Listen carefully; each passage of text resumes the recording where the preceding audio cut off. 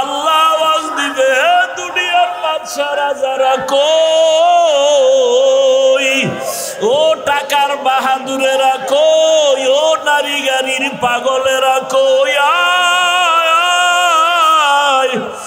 দুনিয়াতে বাহাদুরি কম করো না, আজকে আমি মালিকের আদালতে দাঁড়াও, আমার সামনে দাঁড়াইয়া জবাব দাও, আজকের হাসরের ময়দানের রাজত্ব কার? আমি মাওলার আদালতে কারো বাহাদুরি চলবে না।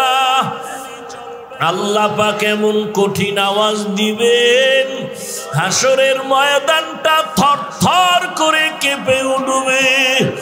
ওদিকে সূর্যের গরমে গুনাহগারের মাথার মগজগুলো টাস টাস করে ফেটে যাবে, গুনাহগারগুলোর কান্নার আওয়াজ, চোখের পানি শেষ, রক্ত পড়া শুরু হয়ে যাবে। ও আমার বেনামাজি বাবারা, ও বেপরদাওয়ালা বাবারা, ও গুনাহগার বাবারা, মা বোনেরা, কয়দিন দুনিয়াতে বাহাদুরি করবা? চোখের সামনে কত লাশ আর লাশ, কই কত বাড়িওয়ালার আজকে কবরে পড়ে আছে, খবর নাই। কই ক্ষমতার দাপটওয়ালারা কই? ওরে ক্ষমতার দাপট দিয়াও তুই জমিনে টিকতে পারলো না, দুনিয়ায় দাপট ঠেকাইয়াও টিকতে যদি না পারে, হাসরের ময়দান কত ভয়ঙ্কর হবে। ওই দিন কেমনে বাহাদুরি করবারে মুমিন? এখনো সময় আছে, তওবা করে নাও, আমার আল্লাহর কাছে মাথা নত করো রে বাবা। তোমার আমার মতো যুবক স্কুল কলেজে পড়ে, জেনারেল লাইনে পড়ে, চাকরি করে, ব্যবসা করে, নামাজির অভাব নাই। বলো বাবা তুমি কেন পারবা না? তোমার মতো যুবক জেনারেল লাইনে থাকিয়া চাকরি করে, RAB, army, police, BDR, doctor, professor, engineer, 5 বেলার নামাজ পড়ে, গাড়ি চালায়, নামাজ ছাড়ে না, নদীর মধ্যে মাছ ধরে, নামাজ ছাড়ে না, কৃষি কাজ করে, নামাজ ছাড়ে না, শ্রমিকের কাজ করে, নামাজ ছাড়ে না, দাড়ি কাটে না, দিন রাত্র কষ্ট করে, আর মা বাবার খেদমত করে। বলো বাবা তুমি কেন পারো না? দাড়ি কাটলে দুনিয়ার তো কোনো লাভ নাই, নামাজ ছেড়ে দিলে তো দুনিয়ায় কোনো লাভ নাই। আজকে তুমি যার পেছনে ঘুরিয়া দুনিয়ার লাভের আশায় নামাজ বাদ দিছো, দাড়ি কেটেছো, এদের খবর নিয়ে দেখো, স্বার্থে আঘাত লাগলে আর তোমাকে চিনে না। ওরে বান্দা, যার পিছনে দৌড়াও তারই তো পালাবার কোনো জায়গা নাই। অতএব ওই রাস্তা বাদ দিয়ে আমার মালিকের খুঁজো, আমার মালিকের পেছনে সময় দাও, রসুলের আদর্শের মালা গলায় লাগাও, আল্লাহর কাছে মাথা নত করে তওবা করো, আর আল্লাহকে বলো হে মালিক, হাসরের ময়দানে কেমনে দাঁড়াবো তোমার আদালতে? দুনিয়াতে সূর্যের গরম সহ্য করতে পারি না, মশার কামড় সহ্য করতে পারি না, দুনিয়াতে একটা বেতের বাড়ি সহ্য করতে পারি না। ওরে গুনাহগারের যে আযাব, হাসরের ময়দানে গুনাহগারেরা জাহান্নামের আগুনে জ্বলবে, ওই আযাব কেমনে সহ্য করবা? আল্লাহর কোরআন মিথ্যা মনে করিও না রে বাবা।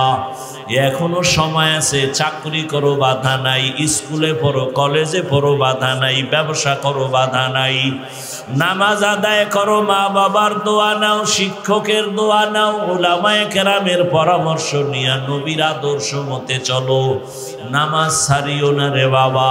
ইল্লাল্লাযী জাআলাশ শামসা ওয়াল কমারা বিহিসবান ওয়ান নাজমা ওয়াশ শাজারা ইয়াসজুদান وفضل زمانا على زمان كما فضل مكانا على مكان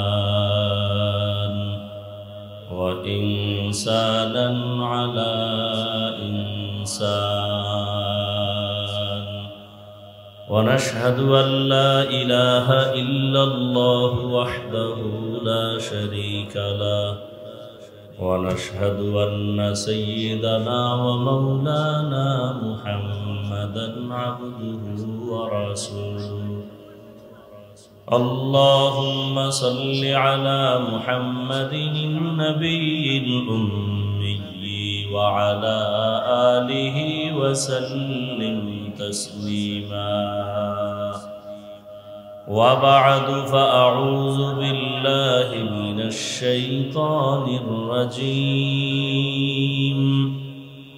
بسم الله الرحمن الرحيم وأما من خاف مقام ربه ونهى النفس عن الهوى فإن الجنة هي المأوى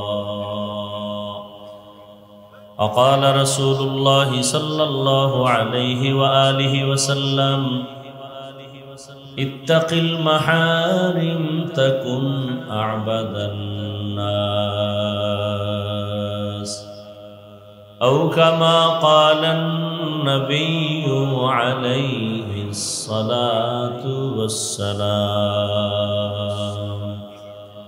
صدق الله مولانا العظيم وصدق رسوله النبي الأمي الكريم ونحن على ذلك من الشاهدين والشاكرين والذاكرين والحمد لله رب العالمين এই রিভাব দিতে পারে না ইকো দাও কেন سبحانك لا علم لنا إلا ما علمتنا إنك أنت العليم الحكيم رب اشرح لي صدري ويسر لي أمري واحلل عقدة من لساني يفقه قولي यहाँ हम सब मुसाफिर हैं कब्र आखिर ठिकाना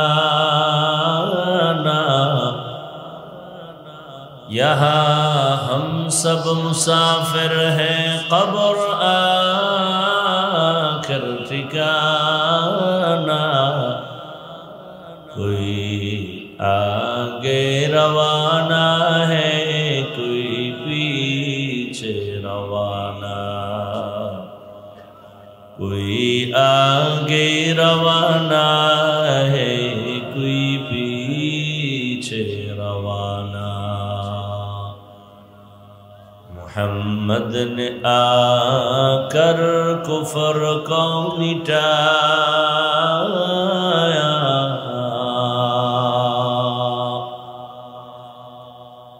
मोहम्मद ने आकर कुफर को मिटाया कुफर को मिटा कर सदाक़त बताया कुफर को मिटा कर सदाक़त बताया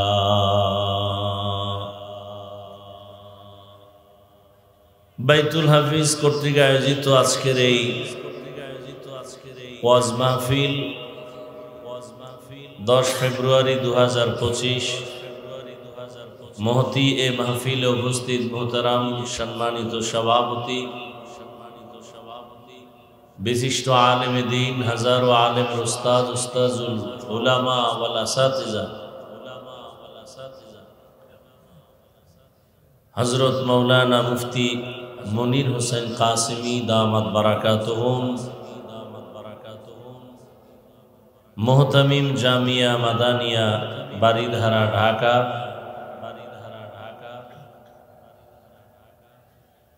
অত্যন্ত গুরুত্বপূর্ণ অল্প সময় দিক নির্দেশনামূলক আলোচনা রেখেছেন। উলামায়ে কেরামদের কথাগুলো সহি তরিকায় সকলকে আমল করার তৌফিক দান করেন। অন্যান্য অতিথিবৃন্দ, হযরত উলামায়ে কেরাম, দূর দূরান্ত থেকে আগত আল্লাহ পাকের আশিকিন, জাকিরিন, শাকিরিন, মুহিব্বিন, মুরব্বিয়ান আযম। আরে ভাই ইকো হয় কেন? রিভাব দাও।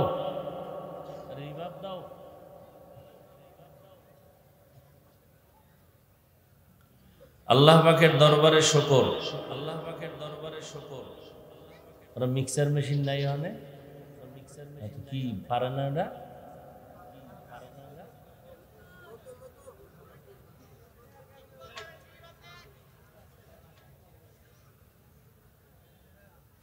যে আল্লাহ আমাদেরকে সুস্থ রেখেছেন এবং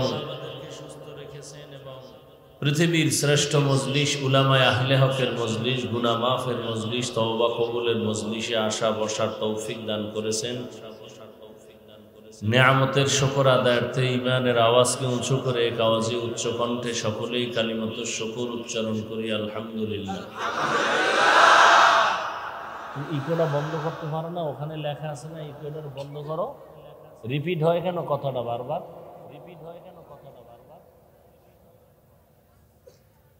দরুদ ও সালাম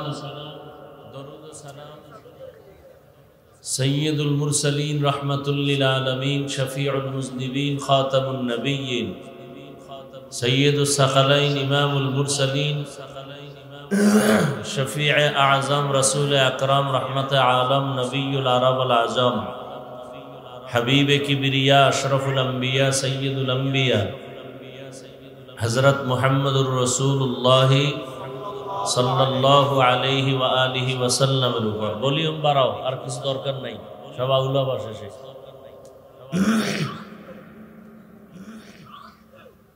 উলামায়ে কেরামের আলোচনা যথেষ্ট পরিমাণ আলহামদুলিল্লাহ হয়েছে, আপনারাও শুনছেন।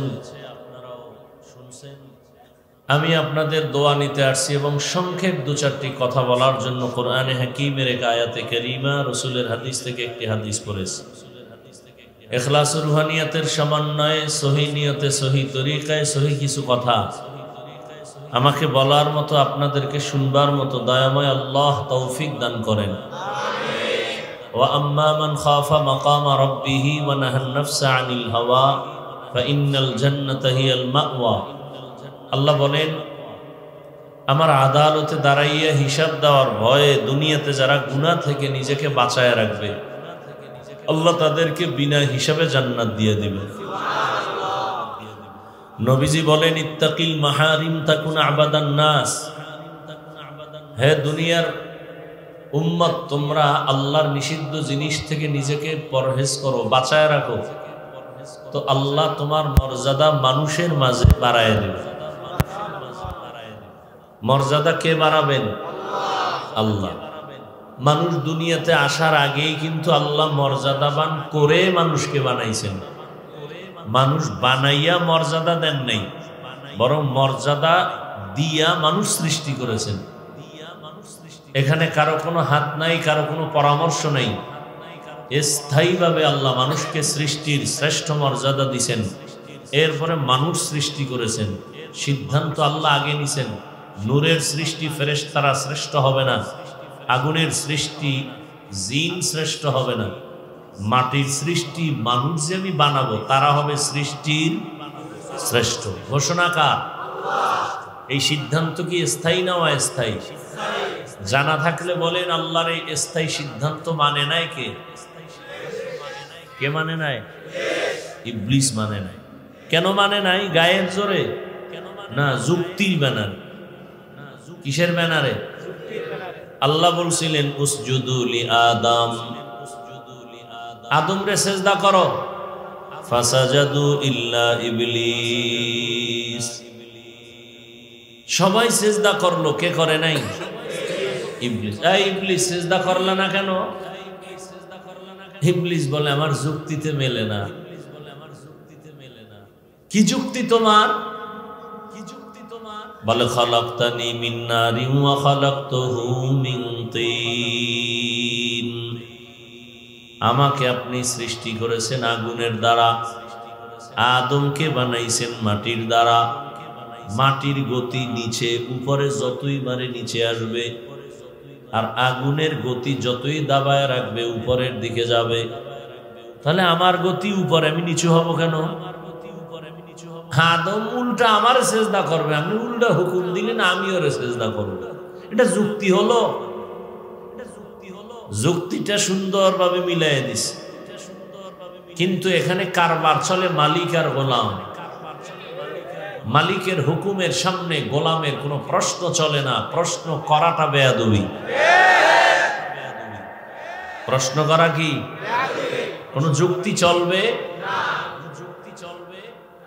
আমার দেশে আল্লাহর এক বান্দি যুক্তি দেয়, যুক্তি দিয়া বলে যে একচাটিয়া নারীর উপরে পর্দার হুকুম, এটা তো ঠিক না।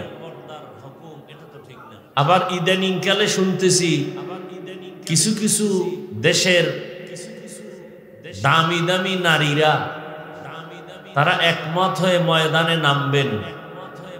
তাদের মূল থিম কি? বলে যে বৈষম্য দূর করতে হবে।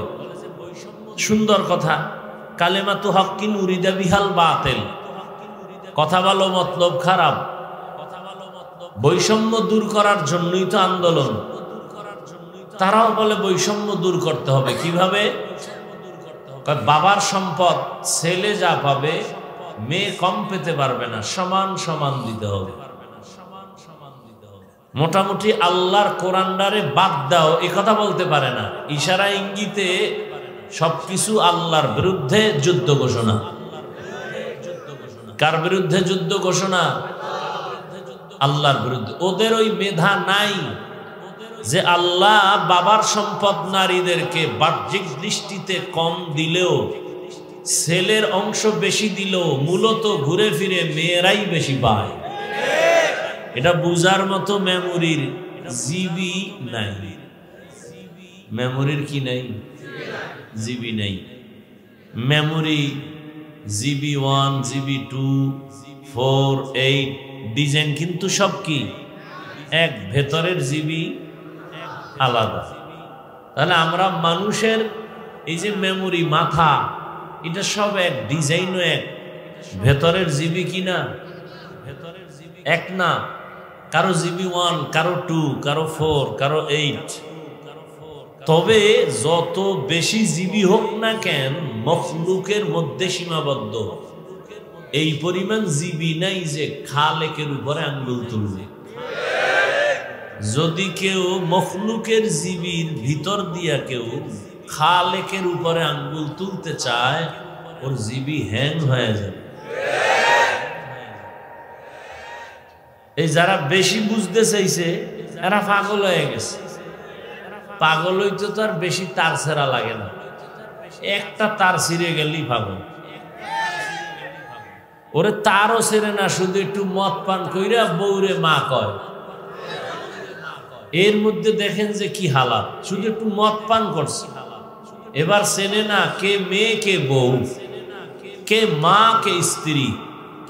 আপনাদের জানা মতে, শোনা মতে, আর যারা দেখছেন, মদ পান করে কেউ জিকির করে, মদ পান করার পরেই সে শুধু পাগল না, উলঙ্গ পাগল হয়ে যায়। আর দুনিয়ার হালাত এমন যে যত বড় ভিআইপি সে তত বড় মদখোর। দুনিয়ার লাইনে যে যত বড় ভিআইপি সে তত বড় সুদখোর। কত বড় ভয়ঙ্কর! জমিনে ক্ষেতের মধ্যে পোকায় ধরে না, কথা বলে ধরে।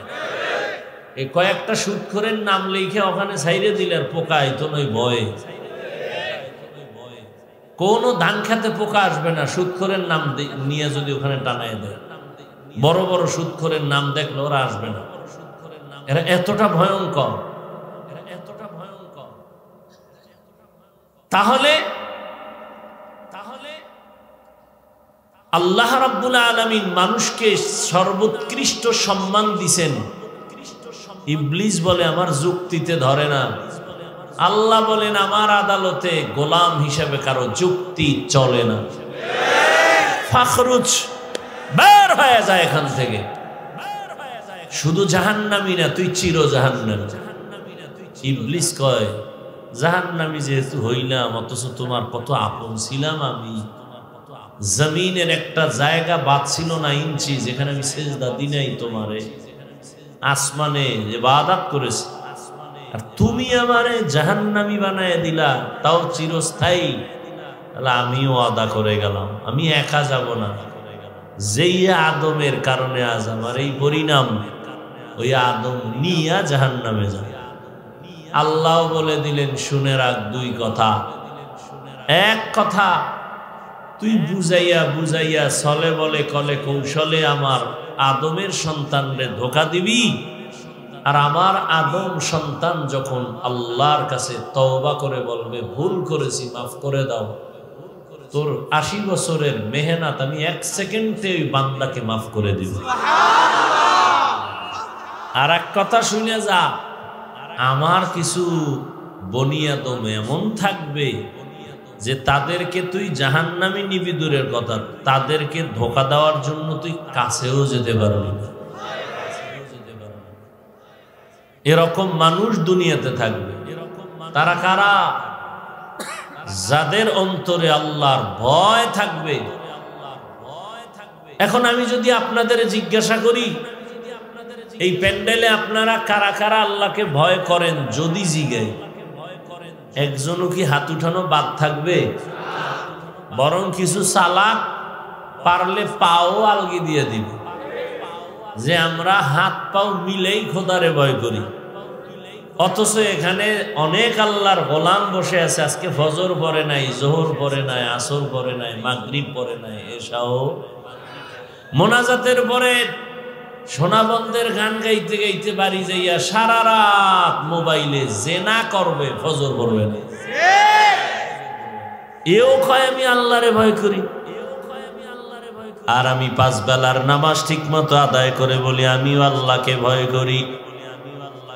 আপনি দাড়িটা কেটে বলেন আমি আল্লাহকে ভয় করি, আর আমি দাড়ি রেখে বলি আল্লাহকে আমি ভয় করি। আপনারা পর্দা লঙ্ঘন করে বলেন আল্লাহকে ভয় করি, আর আমি পর্দা রক্ষা করে বলি আমি আমার আল্লাহকে ভয় করি। আপনি হারাম খাইয়া বলেন আল্লাহকে ভয় করি, আর আমি হালাল পন্থায় উপার্জন করে বলি আল্লাহকে ভয় করি। দুই ভয় কি সমান? আমি বলবো আপনার ভয় আসলে ভয় না।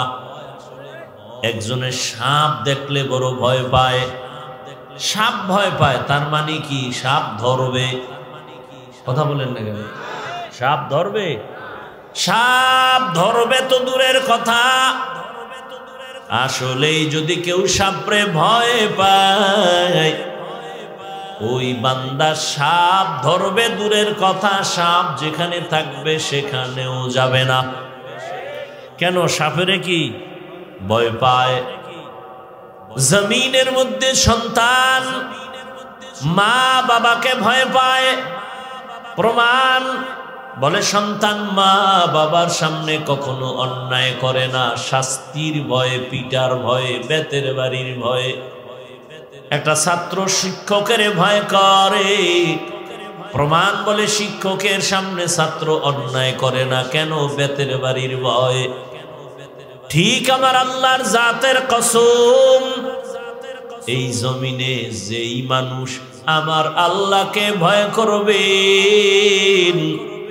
গলায় ছুরি লাগাবে, দাড়ির মধ্যে অস্ত্র লাগাবে না। हर के दारद खौफे हकदार दिल मदगम, हर के दारद खौफे हकदार दिल मदगम, जन्नतुल मअवा देहद उरा मकाम जुज़बा हक ची जे मखा अज इंसुजा फजले मस्ते दर जुमला जहां। আল্লাহ তাআলা বলেন আমার আদালতে দাঁড়াইয়া হিসাব দেওয়ার ভয়। দুনিয়ার জমিনে যে নিজেকে গুনাহ থেকে বাঁচায়া রাখবে আমি আল্লাহ তাকে বিনা হিসাবে জান্নাত দান করব। আল্লাহর আদালতের ভয় কেন? আল্লাহর আদালত বড় ভয়ঙ্কর। কেমন ভয়ঙ্কর? যেই ভয়ঙ্করের কারণে রহমতের নবী পর্যন্ত কান্না করেন। আল্লাহর আদালতে দাঁড়ানোর ভয়। রহমতের নবীর হাতে গড়া সাহাবী জান্নাতের টিকিট পাইয়া সারা রাত নামাজে দাঁড়ায়া চোখের পানি ফেলে কান্না করেন। জাহান্নামের আযাবের ভয়। আম্মা জান আয়েশা রাদিয়াল্লাহু তাআলা আনহা মাঝে মাঝে বলেন আমি দেখি আমার হুজরায় বসে রহমতের নবী গুনগুন করে কান্না করেন। আমি আয়েশা বড় ভয় পাই, না জানি কোনো বেয়াদবি হয়ে গেল আমার থেকে, কারণ আমার বয়স খুবই কম। আমি 6 বছর বয়স যখন আমার রহমতের নবীর সাথে আমার বিবাহ হয়েছে, যখন আমার বয়স 9 বছর তখন আমি রহমতের নবীর ঘরে গিয়া ঢুকলাম। আমার বয়স যখন 18 বছর তখন আমার মায়ার নবী রহমতের নবী জমিন থেকে বিদায় হয়ে গেলেন। হিসাবটা বুঝলে বলবেন আম্মা জান আয়েশা রাদিয়াল্লাহু তাআলা আনহা নবীর ঘর করলেন কত বছর?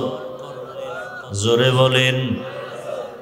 6 বছর বয়সে রহমতের নবীর সাথে বিবাহ, 9 বছর বয়সে নবীজির ঘরে আসলেন, 18 বছর বয়সে রহমতের নবী চলে গেলেন।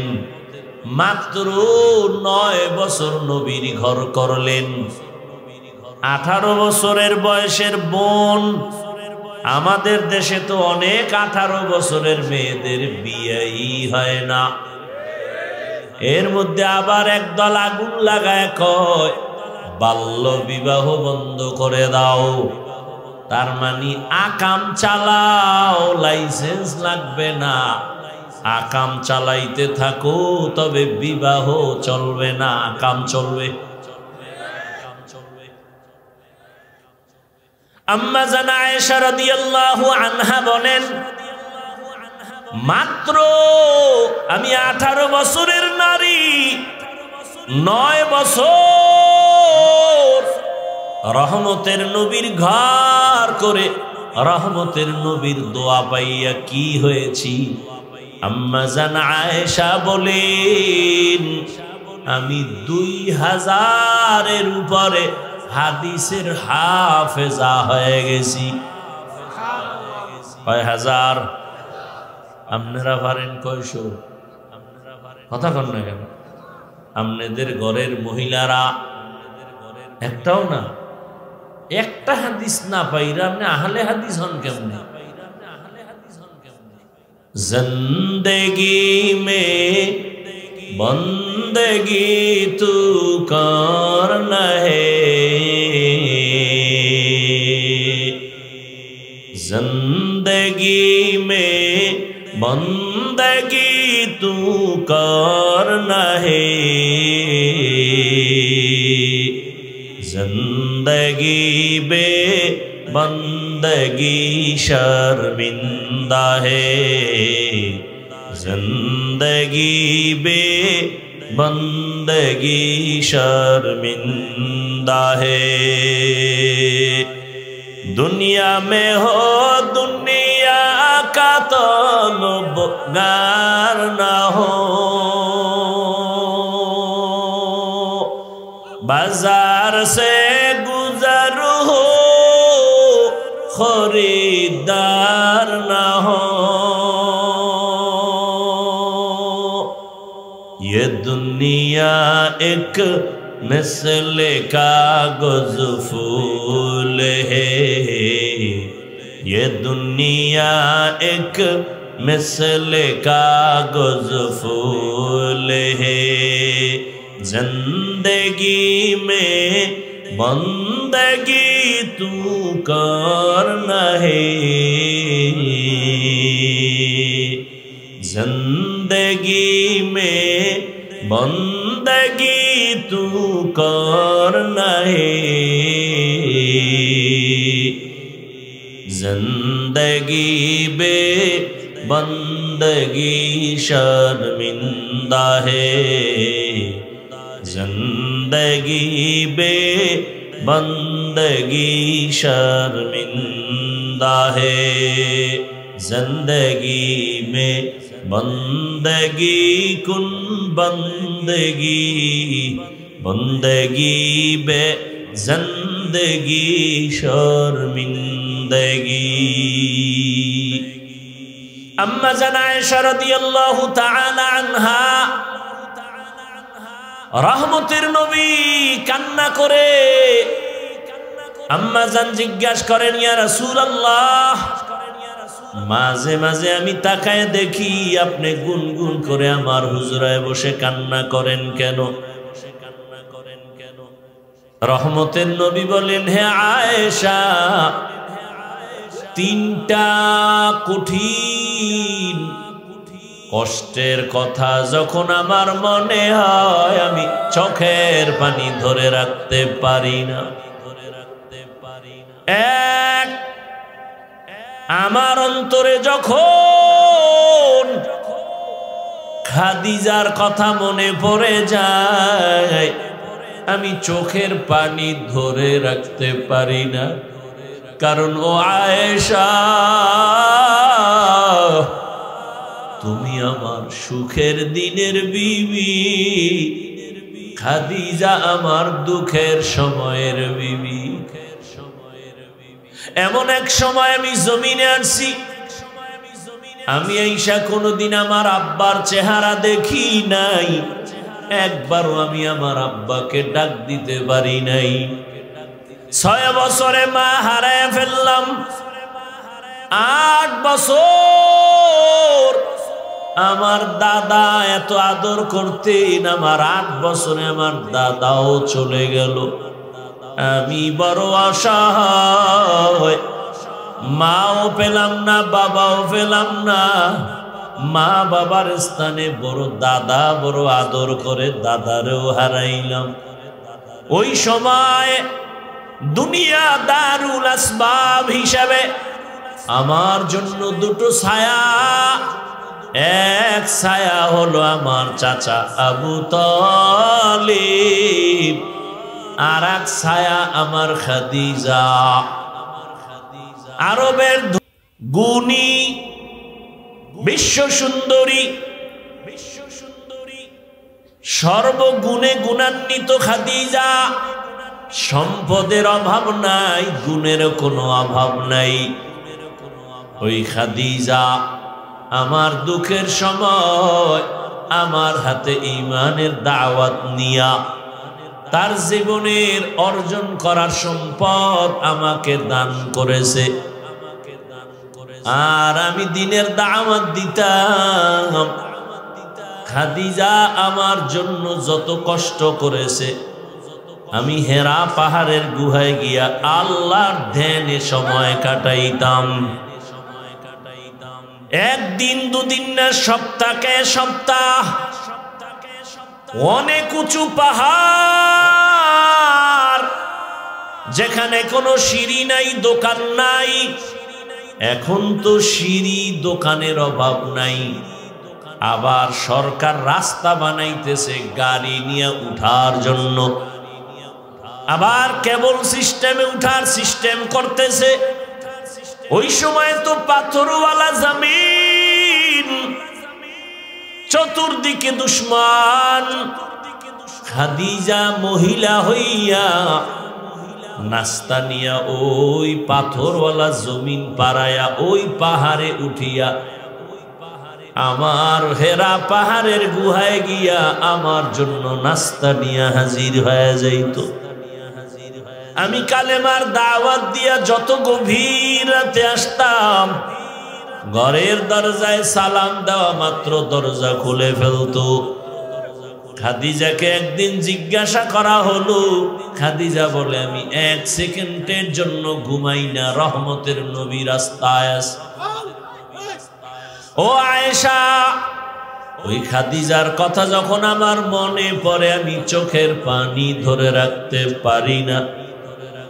আর একটা কষ্টের কথা মনে পড়লে আমি আর চোখের পানি ধরে রাখতে পারি না।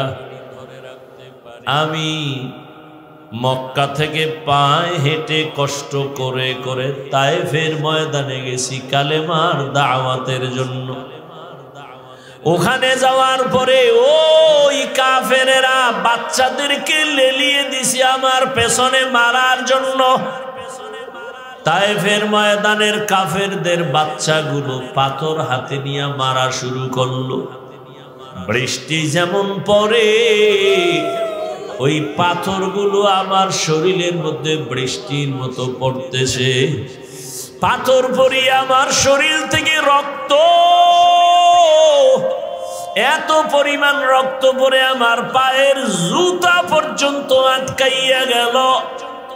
আমার শরীর, আমার আল্লাহ এত দয়া করেছেন, আমার শরীরে একটা মশা পড়ে না, মাছিও পড়ে না। ও আয়েশা, তুমি জানো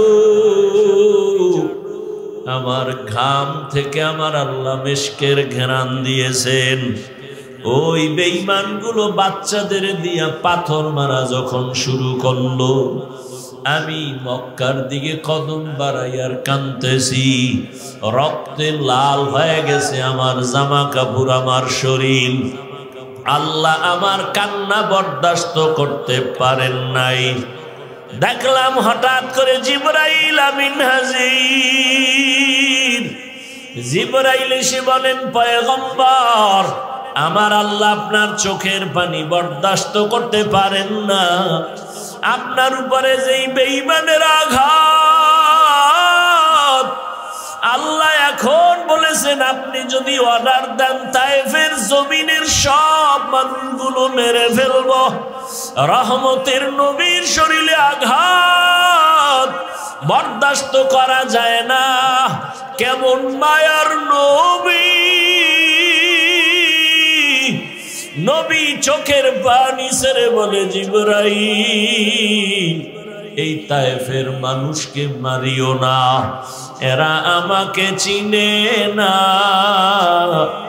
এরা জানে না আমি কত বড় ইয়তীম।